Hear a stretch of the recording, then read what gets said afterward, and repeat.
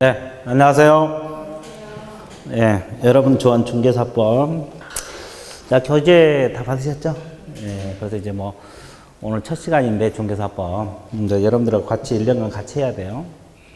자, 오늘 이제 2차 과목 중개사법입니다. 저는 이재익입니다. 그래서, 여러분들하고 같이 1년간 이렇게 공부를 해야 됩니다. 이제 좋든 싫든 같이 가야 되니까, 여러분 좋은 마음으로 이렇게 쭉 따라와 주시면 돼요. 그렇죠? 예, 이재익. 안 봐주셨죠? 그래서 한 번 정도는 봐주셔야 되고.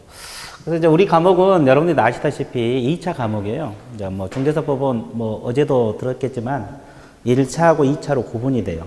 1차는 민법하고 부동산학개론. 2차는 공인중개사법, 공법, 세법, 공시법. 이렇게 나눠지죠.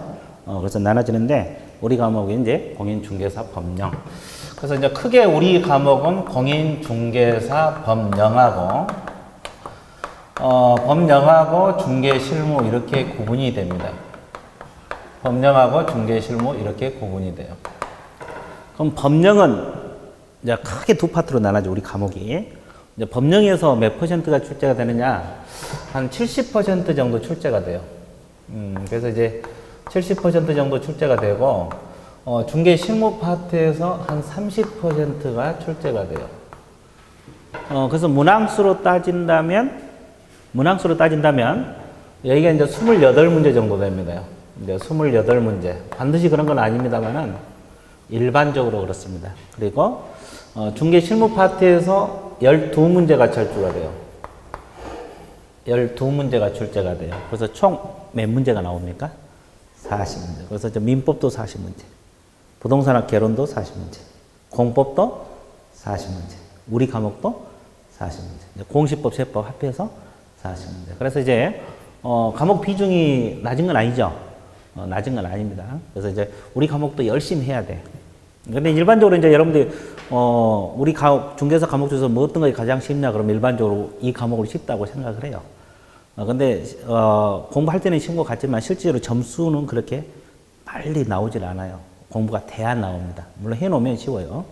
근데 공부하기, 실력 쌓기까지는 어느 정도 시간이 소요됩니다. 그러니까 이 과목도 공부를 하셔야 돼. 열심히. 그렇죠? 그럼 공부하는 방법은 어떻게 하면 돼요? 어떻게 하면 공부 잘할 수 있을 것 같아요? 그렇죠? 열심히 따라오면 돼. 따라오면 돼. 그래서 우리 학원 시스템 자체가 합격하게끔 쭉 만들어졌어요. 그래서 열심히 강의 듣고 열심히 가르쳐 준 대로 공부를 하시면 돼요. 그래서 뭐 다른 데 눈길 주면 안 돼. 그래서 우리 학원에서 하라는 대로만 하면 고득점이 나옵니다. 뭐 물론 이제 고득점까지 나올 필요는 없습니다만은 일단 고득점이 나오면 좋아요. 그래서 우리 과목에서는 최소한 몇 점 정도 빼줘야 되느냐? 원래 60점이면 합격이잖아요. 과목마다 평균에서 60점. 근데 이제 우리가 2차는 2차대로 계산합니다. 공법, 우리 과목, 중개사법, 공시법, 세법 이렇게 합해서 60점이 나와야 돼. 근데 우리 과목에서 최소한 몇 점 정도 빼주면 돼요? 80점을 목표로 해야 돼요. 가장 이상적인 현상은 공법 60, 공인중개사법 60, 공시세법 합해서 60 이렇게 가장 환상적이죠. 근데 여러분 이제 공부를 하다 보면 실질적으로 그렇게 점수가 안 나올 수가 있어요. 과목마다 어려운 과목도 있고 쉬운 과목도 있고 사람마다 다릅니다.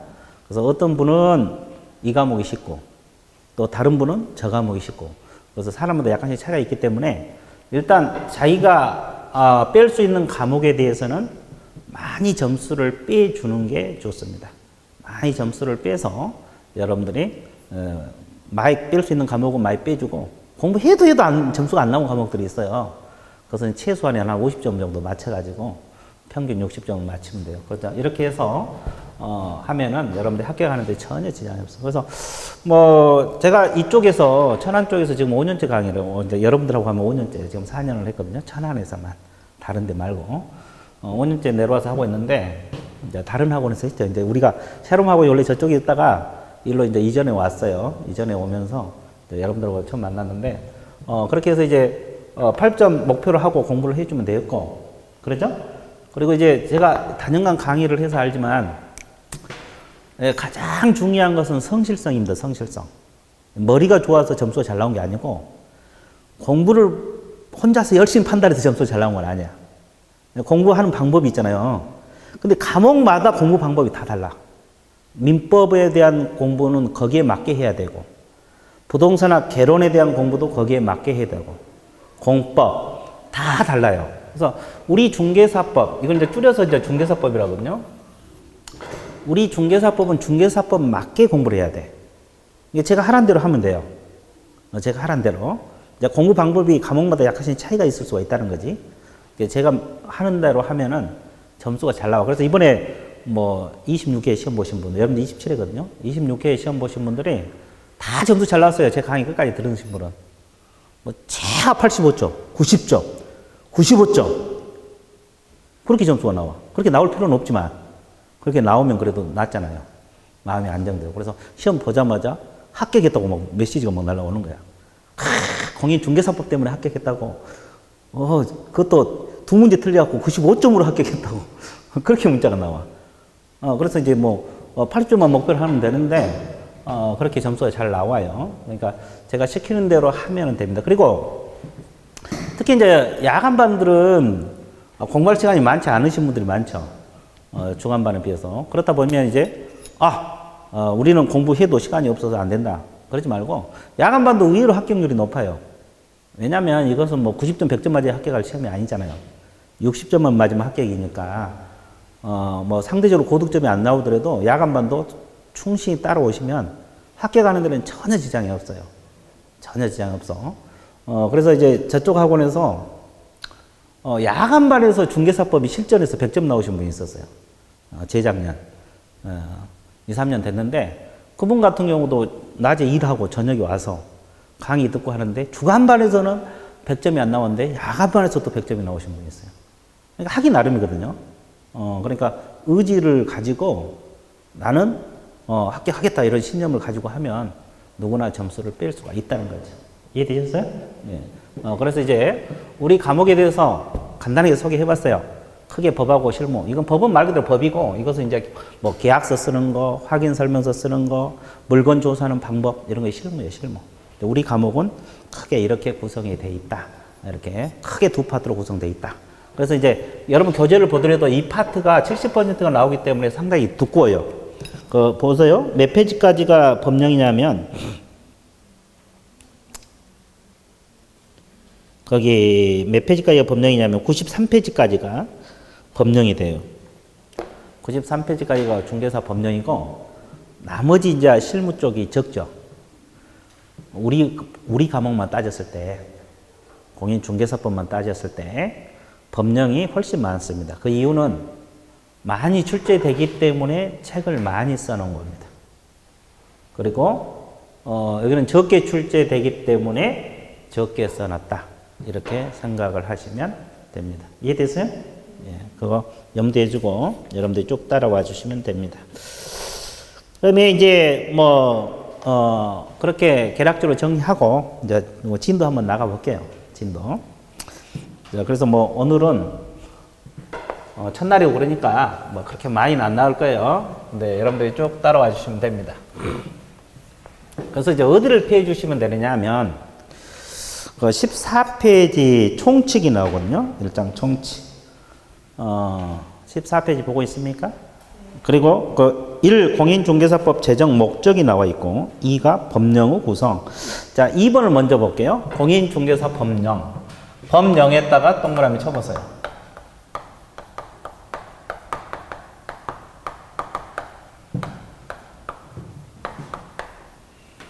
자, 공인중개사 법령. 법령 동그라미 칩니다. 제목에다 동그라미 쳐봐요. 이 공인중개사 법령은 크게 세 가지로 나눠져요. 공인중개사 법령 크게 세 가지로 나눠지는데 첫 번째가 공인중개사법. 이것이 이제 법률입니다. 법률. 법률. 법이 법률이다 이 말이에요. 법이 법률이다. 그죠? 그래서 거기 1번 법령 그랬는데 법이라고 영자 뺐어요. 법. 이게 법률을 말합니다. 법률. 국회에서 제정한 법률. 그 다음에 두 번째가 공인중개사법 뭐라고 나와 있어요? 시행령이라고 나와 있어요. 자, 시행령을 달리 표현해서 뭐라고 표현하느냐? 자, 대통령령 이렇게 나와 있을까요? 줄여서 대령. 자, 대통령령. 시행령 이꼬로 대통령령입니다. 시행령 이꼬로 대통령령. 시행령 이꼬로 뭐다? 대통령령. 그 다음에 세 번째가 공인중개사법 뭐가 있어요? 시행규칙이 있습니다. 시행규칙이 있는데 이 시행규칙을 달리 표현해서 뭐라 그래요? 국토교통부령 그럽니다. 국토교통부령. 그래서 법령 그러면 법하고 시행령하고 시행규칙을 포괄하는 개념입니다. 공인중개사 법령 그러면 법하고 시행령하고 시행규칙을 포괄하는 개념이 법령이에요. 그러니까 법령 개념하고 법의 개념은 틀려. 법령 개념하고 법의 개념은 틀리다. 그래서 법령은 법, 시행령, 시행규칙. 그 시행령이 대통령령이다. 시행규칙이 국토교통부다. 이 개념 흔들면 안 돼. 한 달 지나서 물어보면 시행령이 뭐냐? 그러면 국토교통부령 그래. 그럼 틀려. 시행령이 뭐다? 대통령령. 시행규칙이 뭐다? 국토교통부령. 이 개념은 이제 물론 시간 지나면 또 잊어먹을 거예요. 그럼 또 내가 한번 읊어줄 겁니다. 근데 이 개념은 흔들리면 안 돼. 이걸 포괄해서 공인중개사 법령. 그러면 시험 범위는 어디까지 되겠어요? 법만 시험 나오고 있어요? 다 나오고 있어요? 다 나와. 다 해야 돼. 조문 많지 않아, 우리 법은. 많지 않아요. 다 공부해야 되고, 또 여기 플러스 뭐까지 공부를 해야 되느냐? 이제 우리가 공부하다 보면 내용에 따라서 판례들이 좀 들어있어요. 판례. 그래서 이제 민법 같은 경우는 판례가 되게 많아요. 근데 우리 과목은 판례가 그렇게 많지 않아요. 그러니까 그때그때 판례는 이제 공부하면서 그때그때 정리를 하시면 돼요. 판례. 그래서 이 판례까지도 시험 범위에 다 들어갑니다. 판례도 시험 범위에 들어가. 그래서 일단 판례 이런 이거 법 내용하고 이 판례까지 공부를 해야 되고, 또 아까도 얘기했지만 이제 중개 실무 파트도 해야 되고, 이렇게 해서 다 종합적으로 공부를 할 겁니다. 그러면 제가 하란 대로 하면 돼요. 그래서 이제 이렇게 하면 됩니다. 판례까지 공부를 해줘야 된다는 거. 됐죠? 이제 판례는 지금 이 기초교재에는 거의 없어요. 몇 가지밖에 없고, 몇 가지 들어있기는 있어요. 근데 거의 많이 빠져있고, 이제 판례는 주로 기본서 나오면, 이제 1, 2월 달에 기본서 책이 나오거든요. 기본서에 보면 이 판례들이 수록이 돼 있어요. 그래서 이제 그것을 이제 내가 그때 강의를 할 거예요. 이해됐어요? 예. 이렇게 해서 쭉 따라와 주시면 돼요. 그래서 공인중개사 법령 구성. 감 잡았죠? 그 다음에 1번 보세요. 그러면 이 공인중개사법의 제정 목적이 나와 있어요. 공인중개사법 제정 목적. 이건 간혹 가다가 시험에 출제가 되거든요. 공인중개사법의 제정 목적이 나와 있는데 어떤 목적을 가지고 제정된 법이냐? 첫 번째가 공인중개사 업무 등에 관한 사항을 정하여 그 전문성을 제고한다. 그렇게 나와 있어요. 자, 전문성 제고, 거기 번호 몇 있어요? 1번. 제고죠. 1번. 그 다음에 두 번째가 부동산 중개업을 어떻게 한다? 건전하게 육성. 업을 건전하게 육성한다. 이게 몇 번째? 두 번째. 그 다음에 세 번째가 뭡니까? 국민경제 뭐다? 이바지. 국민경제 뭐다? 국민경제 뭐다? 이바지. 이 재정 목적이 시험에 자주 나와요. 몇 줄 안 되지만. 여러분 교재 2줄밖에 안 되잖아요. 근데 막상 또 시험 내면 맞히냐? 그것도 아니야. 틀려. 사람 죽여. 그래서 꼼꼼하게 공부해야 돼, 우리 과목은. 전문성 제고, 중개업을 건전하게 육성, 국민경제 뭐다? 이바지. 몇 가지 목적? 세 가지. 자, 이렇게 분석하면 세 가지가 돼. 그 재정 목적도 간혹가다 시험 나오니까 공부를 해 주셔야 돼요. 자, 그 공부하려고 보면 몇 줄 안 되니까 그냥 풀 수 있는데 막상 또 시험 내면 어렵거든요. 이제 시험에 이렇게 나와요. 부동산 중개업을 건전하게 육성한 게 재정 목적이잖아요. 그럼 부동산업을 건전하게 육성한다. 그렇게 치면 또 맞아, 틀려? 틀려. 부동산업이에요? 부동산 중개업이에요? 중개업이에요, 중개. 중개를 딱 떼고 부동산업을 건전하게 육성한다. 이렇게 출제가 돼. 그럼 그 질문 틀리죠? 부동산 뭘? 중개. 중개업을 건전하게 육성한다. 그래서 거기 중개했다 동그라미 쳐보세요. 중개업, 부동산 중개업. 됐죠? 그래서 이제 이렇게 재정 목적 세 가지. 물론 한 번 들고 또 시간 지나면 또 잊어먹어. 그럼 잊어먹으면 어떡해? 또 해. 몇 바퀴 돌려요, 우리가. 여러분 몇 바퀴 돌아야지 합격할 줄 아세요? 5바퀴 돌아고 절대 합격 못 해. 10바퀴 돌아야 돼, 10바퀴. 내가 안 해주면 여러분도 10바퀴 공부해야 돼요. 10번 읽어내야 된다, 책을, 과목마다. 1년 내에. 그게 쉽지가 않거든요. 근데 학원만 열심히 다녀봐. 10바퀴 돌려줘. 어떻게 돌리는 거 보세요? 지금 몇 월입니까? 11월이잖아요. 11월하고 12월 달. 한 바퀴. 그렇죠? 기초 교재. 그 다음에 1월하고 2월 기본서 한 바퀴. 그 다음에 3월하고 4월 기본서 또 한 바퀴. 교재가 같은 교재예요. 그다음에 5월하고 6월 심화 과정을 했고 기본서 또 한 바퀴. 이건 기본서 같은 책으로 다 3바퀴 돌려요. 왜냐하면 지금 이건 얇지만 기본서는 과목마다 이제 500페이지, 600페이지 되거든요. 2달 만에 8번에 끝내기가 되게 힘들어. 다 못 건드려요. 이건 기본적인 거, 그 다음 심화까지 다 건듭니다. 그러면 이제 이게 총 몇 바퀴 돌았어요? 4바퀴. 그러면 7월하고 8월에 문제풀이 이것도 한 바퀴 돌려요. 단원별 문제. 전 범위를 2달간. 그러면 몇 바퀴? 5바퀴? 네. 근데 어떻게 5바퀴밖에 안 나오는데 어떻게 10바퀴가 돌아가? 9월달, 10월달이 있어. 9월달, 10월달. 9월달, 10월달 보세요. 9월하고 10월이 이제 2주 동안 그 C콕테 시험에 꼭 나온 특강이라 해서 이거 한 바퀴. 2주간. 그리고 모의고사를 4번 봐. 이 모의고사를 4번 봅니다.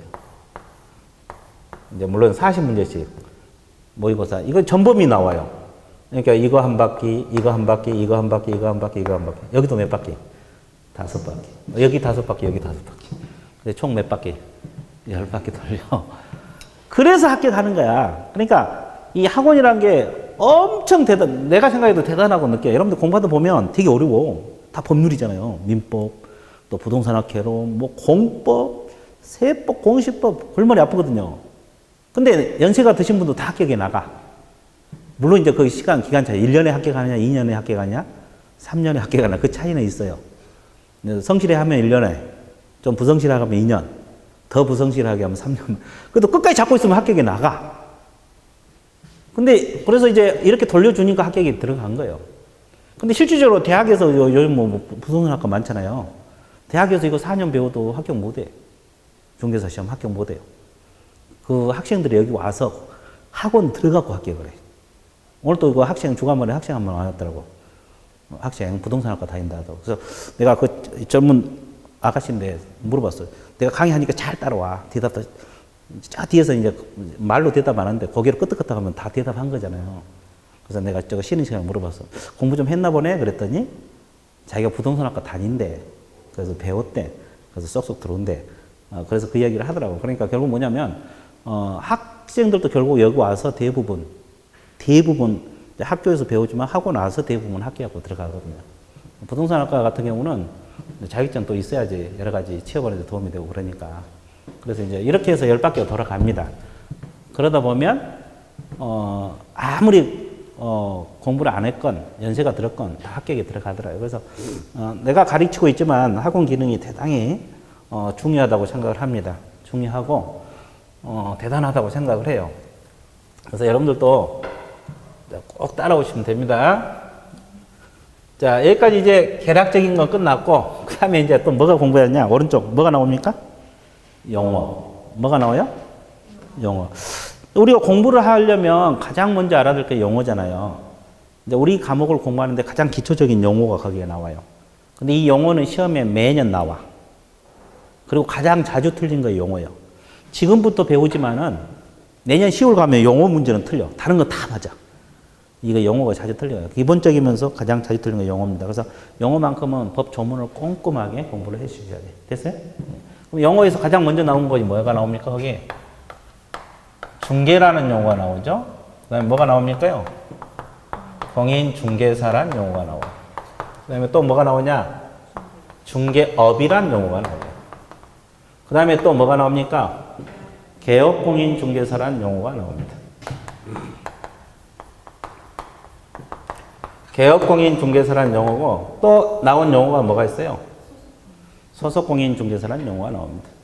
또 나온 용어가 뭐가 있어요?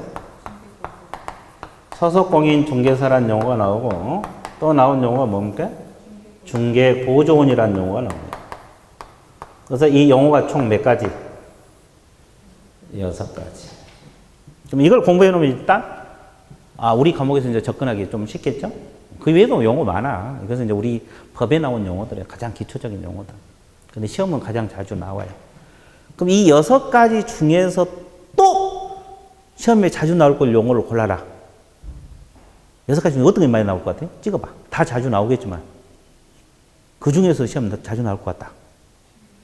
중개업, 또 중개업 찍었어. 또 그 옆에 분. 중개! 그렇지! 좋았어요. 저 두 분은 뭐 찍었어요? 네, 안 찍어버려요. 그렇죠. 제대로 찍었어요. 그래서 가장 자주 나온 것이 중개하고 중개업이 가장 자주 나와. 물론 다른 것도 나오겠지만, 가장 자주 나온 것이 중개하고 중개업이란 용어가 가장 자주 출제가 되고 있다. 가장 자주 출제가 되는 건 중개하고 뭐다? 중개업. 그래서 중개부터 하나씩 분석에 들어갈 거예요. 자, 중개란 용어는 그 첫째 줄 뭐라고 적혀 있느냐? 그 첫째 줄 두 번째 읽어보세요. 뭐라고 했어요? 법 몇 조라 그랬어요? 3조. 이걸 줄여서 이제 법정이란 말을 써요. 법정 중개 대상물에 대하여 이렇게 나옵니다. 그 다음에 또 두 번째 뭐라 그랬어요? 거래 당사자 간의 그랬습니다. 거래 당사자 간의 뭘 중개합니까요? 매매, 또 교환, 또 임대차 그랬습니다. 또 뭘 중개합니까? 그 밖에 권리입니다. 권리. 그 밖에 권리. 그 밖에 권리의 무슨 행위? 득실, 변경, 행위를 뭐 하는 것이다? 알선하는 것이 중개다. 아까도 이야기했죠? 이 용어는 매년 출제가 되고 자주 틀린다 그랬죠? 그러니까 이 용어만큼은 법 조문을 그대로 숙지하는 게 좋아요. 그래서 법정 중개 대상물에 대하여 거래 당사자 매매, 교환, 임대차. 그 밖에 권리, 득실, 변경일을 뭐 하는 것이다? 알선하는 것이 중개다. 자, 그러면 그대로 해석 들어갑니다. 이게 법 조문이고, 우리 과목은 이 조문을 해석하는 것이 우리가 할 일이다. 해석하는 것이 우리가 할 일이다. 그럼 법정 중개 대상물이 뭐가 있어요? 토지, 건축물, 그 밖에 토지의 정착물, 또 뭐가 있습니까? 임목, 또 광업재단, 또 공장재단. 이것이 이제 우리 중개사법에서 규정하고 있는 법정이에요. 그럼 토지 중개할 수도 있고, 건축물을 할 수 있고, 그 밖에 토지 정착물 할 수 있고, 임목할 수 있고, 광업재단, 공장재단. 그러면 이 법정 중개 대상물 속에 자동차 들어있어요? 안 들어있죠? 근데 자동차는 여러분들 자동차 등록증 가지고 있죠? 등록증에 뭐 누구 소유라고 다 나와 있죠? 소유자가 누구인가? 그럼 공시가 되고 있어, 안 되고 있어? 되고 있어요. 누구 소유라고 공시가 되잖아요. 그러지만 중개할 수 없는 물건이에요. 자, 20톤 이상 선박은 등기를 하게 돼 있어요. 이것도 중개할 수 없는 거고. 그렇죠? 항공기 중개할 수 없어. 중개할 수 없어.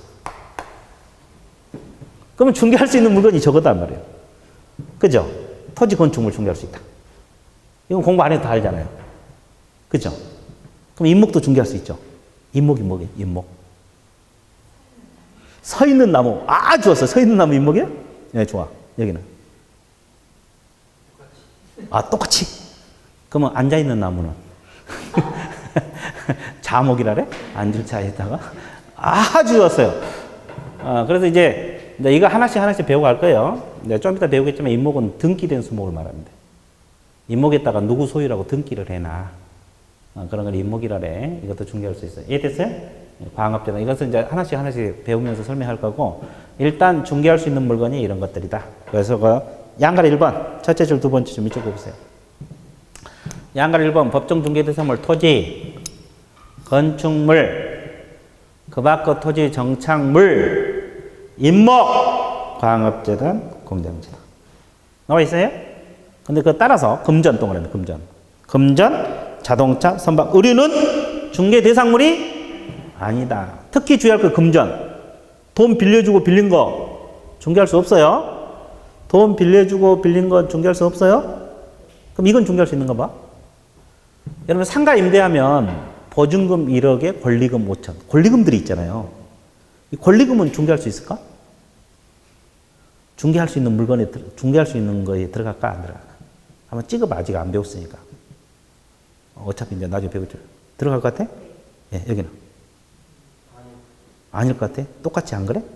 방금 똑같이 했는데? 아, 여기는 이제 반항하고 있어? 오, 좋아. 권리금. 안 들어가? 예, 안 들어간답니다. 나도 처음 알았어. 저기 말하면 다 맞아. 권리금 안 들어가. 권리금은, 어차피 그것도 금전 일정이잖아요. 그래서 권리금은 중개할 수 있는 권리다, 없는 권리다? 없어. 자, 그래서 거기 밑에다가 적어봐. 금전 밑에다 권리금 X. 권리금도 안 됩니다. 권리금도 중개할 수 없어요? 없어? 예, 좋아요. 그 다음에 여기서 거래 당사자. 거래 당사자는 누구를 말하겠어요? 거래 당사자. 그렇지. 거래 당사자는 여기 생각하면 돼요. 갑하고 을이라고 생각하면 돼요. 저는 항상 이제 거래 당사자는 갑하고 을로 나갈 것이에요. 그럼 이건 이제 건물입니다. 내가 건 동그라미 쳐놓으면 이제 건물이다. 건물은 중개할 수 있는 이거요. 건축물. 됐죠? 네, 건축물이다 생각하면 돼요. 그럼 거래 당사자는 갑하고 을을 말하면 돼요. 갑하고 누구를 말해? 을. 그럼 매매 같으면은 매도인하고 누구? 매수인. 임대차가 그러면 임대인하고 임차인. 교환은 교환 당사자 쌍방을 말합니다. 그러면 이 갑하고 을을 거래 당사자란 말을 써요. 그럼 뭘 중개하느냐? 매매, 교환, 바꾸는 거, 임대차, 유상으로 빌려주고 빌리는 거. 그러면 A 개공이 매매, 교환, 임대차를 중개할 수가 있다 없다? 있다. 매매, 교환, 임대차를 중개할 수 있다 없다? 근데 이것만 중개합니까? 그 밖에 권리도 중개할 수 있어요. 그 밖에 권리도 중개할 수 있어요. 그럼 그 밖에 권리가 뭐예요?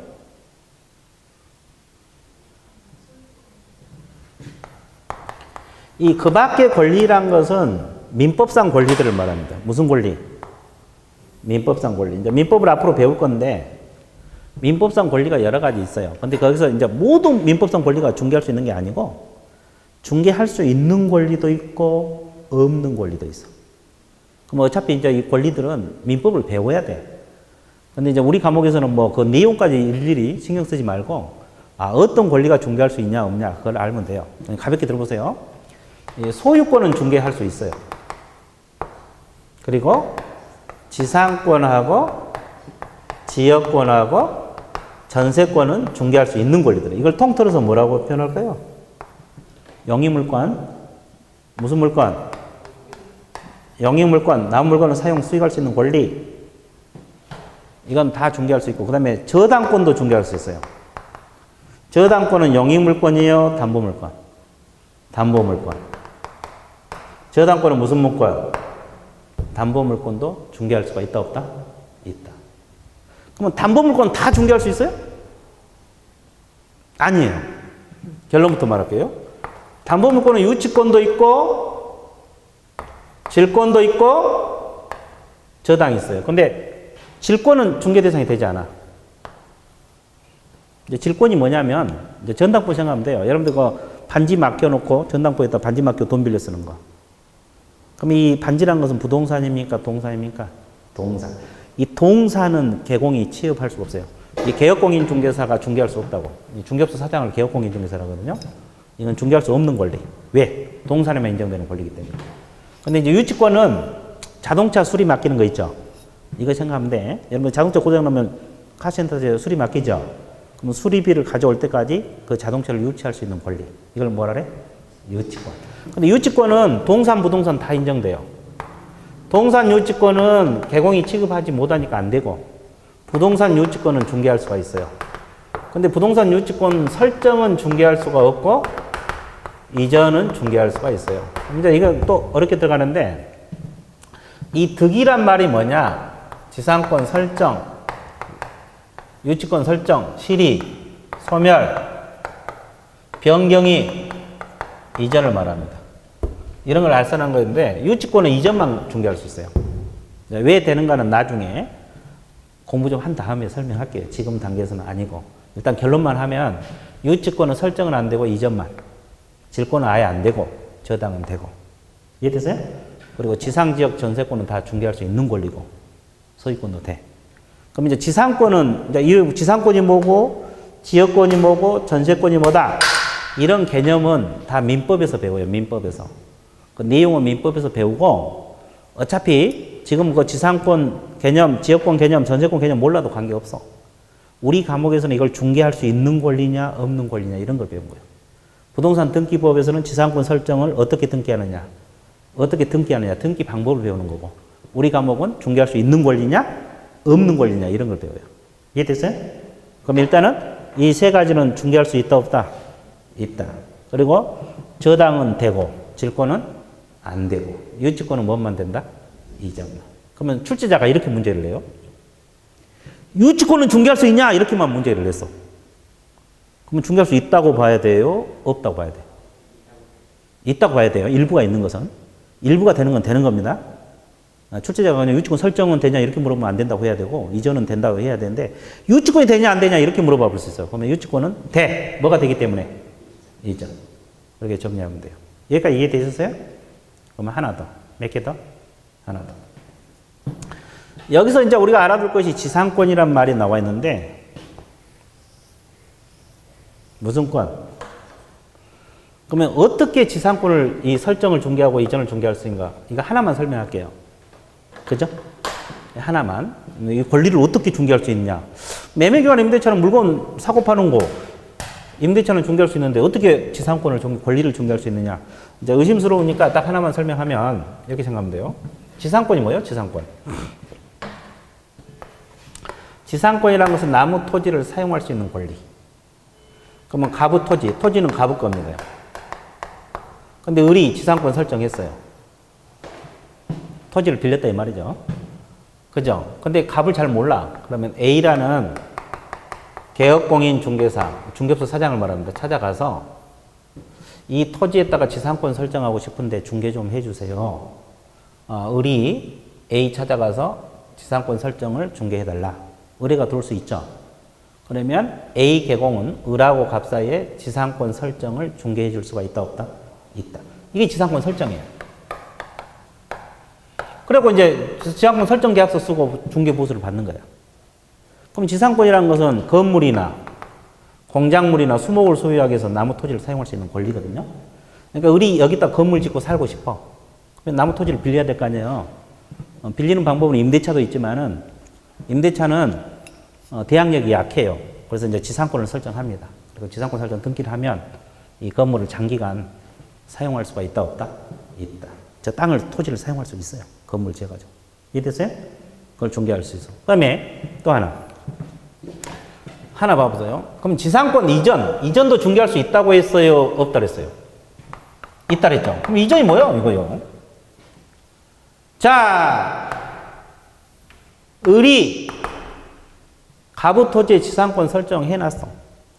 근데 이 토지를 병이 욕심을 부려요. 내가 이 토지에다가 집을 짓고 살고 싶다. 아직 건물을 신축을 안 했거든요, 우리. 건물 짓기 전에 내가 이 토지에다 건물 짓고 살고 싶다 그러면 병은 할 일은 지상권 이전 받아야 돼, 안 받아야 돼? 이전을 받아야 돼, 이전. 그러면 누구하고 이전 받아야 돼? 갑하고 병 사이에 지상권 이전 계약을 해야 돼요? 을하고 병 사이에? 을하고 병 사이에 이전 계약을 합니다. 왜? 이미 을이 지상권을 설정해 놨잖아요. 그래서 그러니까 이전 받아서 자기가 이 건물에 건물 짓고 살고 싶을 수가 있어요. 그러니까 이것은 개공이 둘 간의 지상권 이전을 중개해 줄 수 있다, 없다? 있다. 그러니까 이게 이전이에요, 이전. 그러니까 지상권이랄지 지역권이랄지 전세권은 설정 이전을 다 중개해 줄 수 있는 권리들이에요. 설정 이전 다 중개할 수 있다, 없다? 있다. 그렇게 알고 돼. 그래서 권리도 이런 형태로 중개가 가능하구나. 그러면 개업권 이전은 지상권 설정 계약서 써주고 보수. 지상권 이전 계약서 써주고 중개 보수를 받으면 돼. 이해되세요? 권리로 이렇게 설정하는 거구나. 감 잡으세요? 예, 종합 정리할게요. 그래서 밑줄 한번 볼게요. 양가로 3번.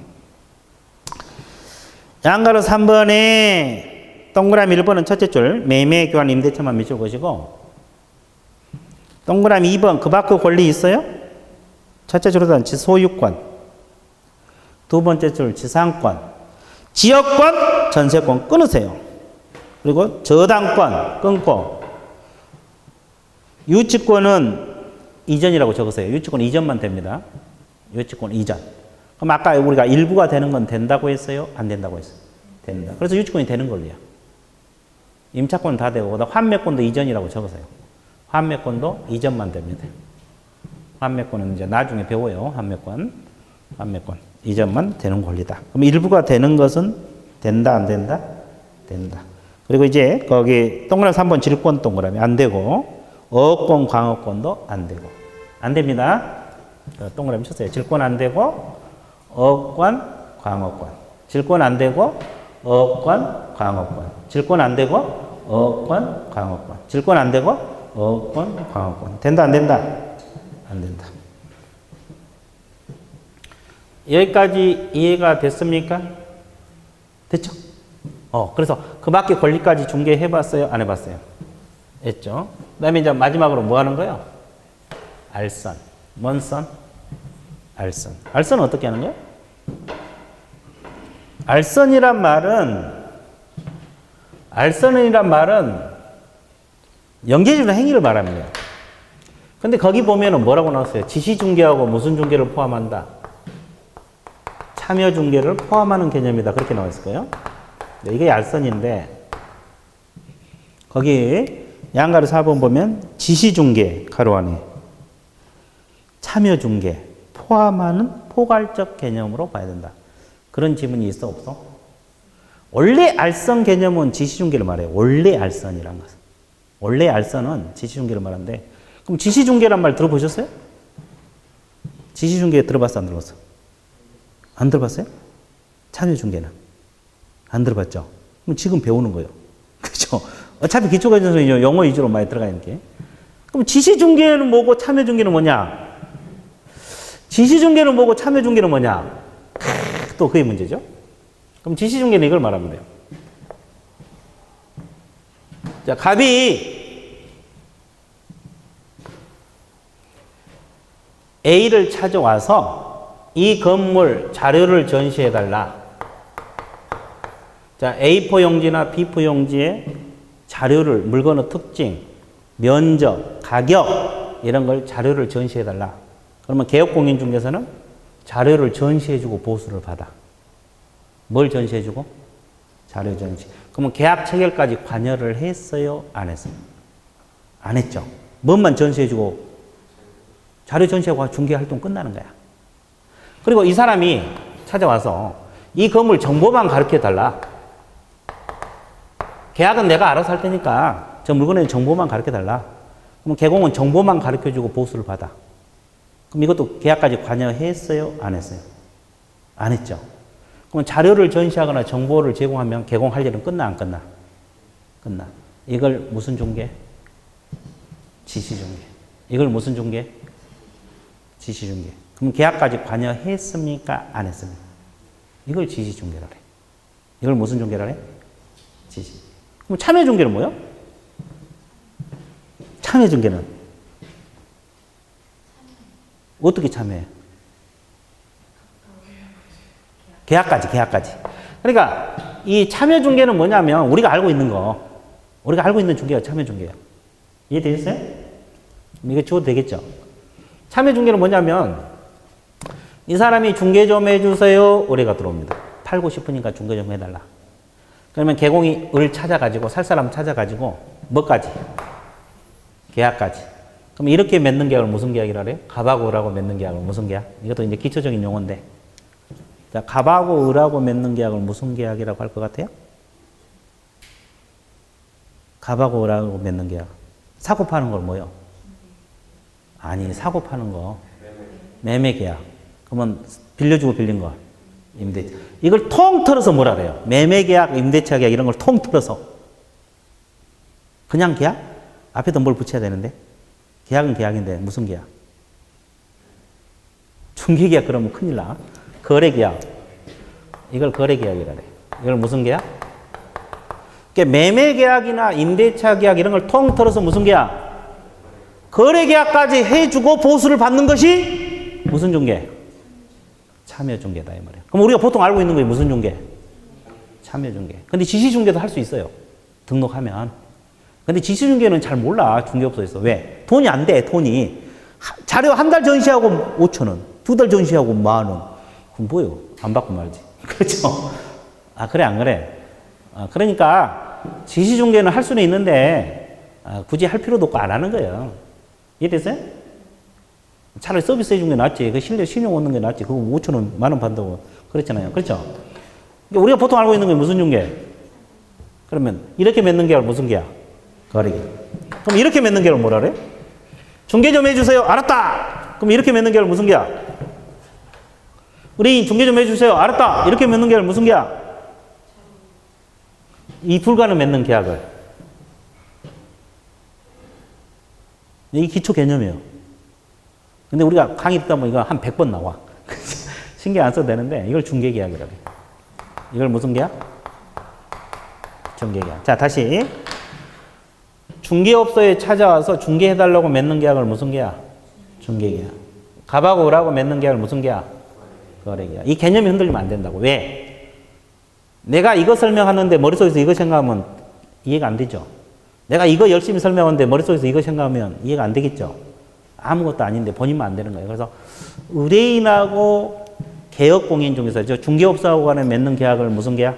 중개계약. 갑하고 을하고 맺는 계약을 거래계약. 이 개념이 흔들면 안 돼. 그러니까 매매, 임대차 이런 걸 통틀어서 거래계약이라고 하고 중개업소하고 맺는 계약을 중개계약이라고 해. 개념이 흔들면 안 됩니다. 둘 다 계약인데 이건 중개계약, 이건 무슨 계약? 거래계약. 이제 이건 기초니까 계속 이제 자주 나와요. 저거 자주 나오니까. 이걸 해준 것이 이제 알선.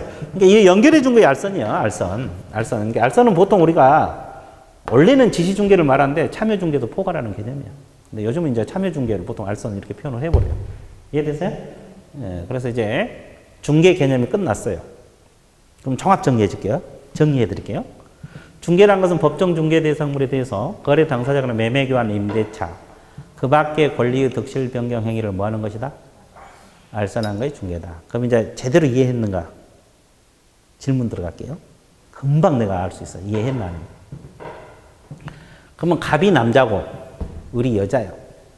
각각 을을 소개해 줬어요. 남자와 여자를 소개해 줬어요. 중개 아니에요.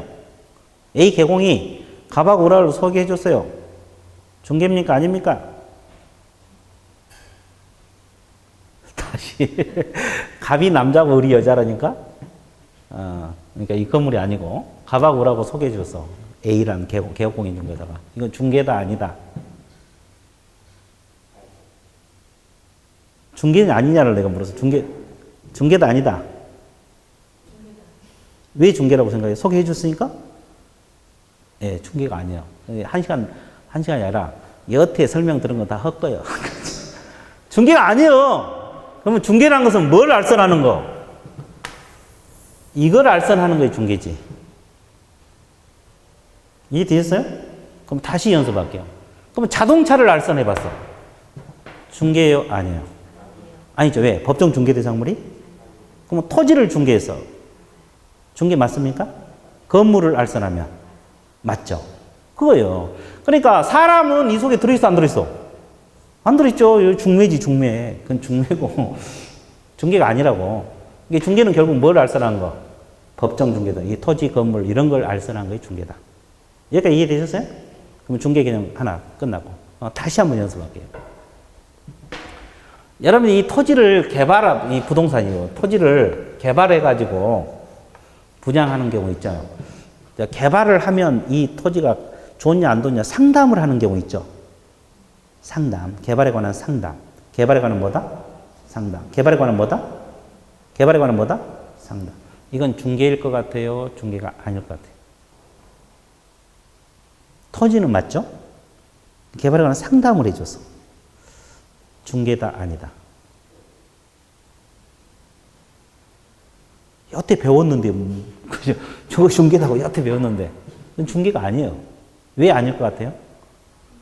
토지는 맞죠, 토지는. 근데 왜 아니에요? 알선이 아니야. 상담이란 것은 여러분들 뭐예요? 고민 해결해 준 거잖아요.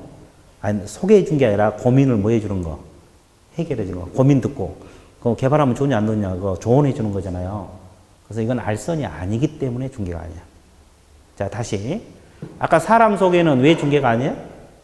중개 대상물이 아니기 때문에. 알선은 맞아, 그것도. 근데 상담은 왜 중개가 아니야? 알선이 아니기 때문에. 그러면 결국 두 가지가 충족이 돼야 돼, 안 돼야 돼? 돼야 돼.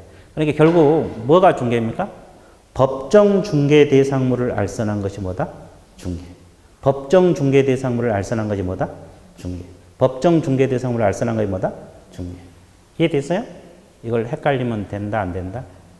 아, 헷갈리면 안 되는구나. 헷갈리면 안 되는구나. 이해됐어요? 예, 그래서 개념 잡았죠. 그래서 여태 공부한 거예요. 법정 중개 대상물을 알선한 것이 중개구나. 사람 알선한 것은 중개가 아니구나. 그렇죠? 자동차를 알선한 것은 중개가 아니구나. 상담한 것은 중개가 아니구나. 이해됐어요? 예, 그래서 이제 중개 개념 끝. 그래서 이제 중개 가장 시험에 자주 나온 게 중개예요, 중개. 예. 왜 가장 시험에 자주 나오냐? 개업공인중개사 하는 일이 중개잖아요. 개업공인중개사 하는 일이 뭐다? 중개. 그래서 이제 이게 가장 중요하다. 그 다음에 두 번째, 공인중개사. 그러면 여러분들 뭐 하려고 여기 와 있어요? 뭐 되려고? 그래, 이거 되려고 와 있잖아요. 공인중개사 되려고. 그럼 공인중개사 개념이 뭐냐? 그 밑줄 묶어보세요. 어느 법에 따라서? 중개사법에 따라서 자격을 뭐한 자? 취득한 자. 자격을 뭐한 자? 취득한 자. 자격을 뭐한 자? 취득한 자. 자격을 뭐한 자? 취득한 자. 공인중개사법에 따라서 자격을 취득한 자를 뭐라래?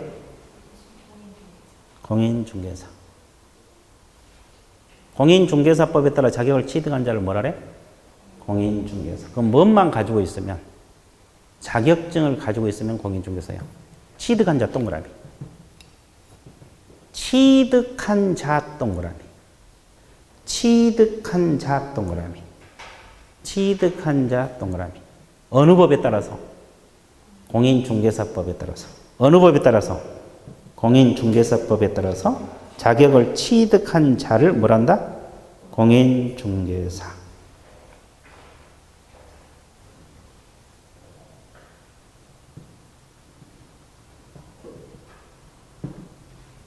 이해됐어요? 예. 그래서 여러분들이 헷갈리면 안 된다. 뭐 헷갈리면 안 된다? 헷갈리면 안 된다. 이해되셨어요? 중개사법에 따라서 자격을 취득한 자. 그래서 이제 한 글자로도 더 들어가면 안 된다는 거예요.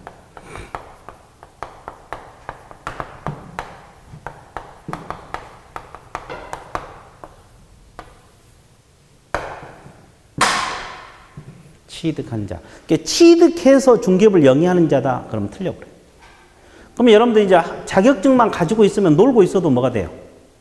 공인중개사. 그래서 공인중개사라는 건 자격증만 가지고 있으면 공인중개사. 그죠? 그럼 이제 여러분들 내년 12월 되면 다 뭐가 돼? 공인중개사가 돼. 자격증 가지고 있으면 공인중개사. 다 합격할 거 아니에요. 합격하니까. 지금부터 하면 다 합격해요. 됐어요? 네. 그래서 공인중개사. 그래서 이제 두 가지 개념 잡았어요? 안 잡았어요? 잡았어요. 중개하고 공인중개사 개념. 중개하고 공인중개사 개념 잡아봤어요. 이해됐죠? 그 다음에 이제 중개업으로 들어갈 건데, 중개업은 조금 쉬었다 들어갈게요. 좀 쉬었다가, 휴식 같습니다.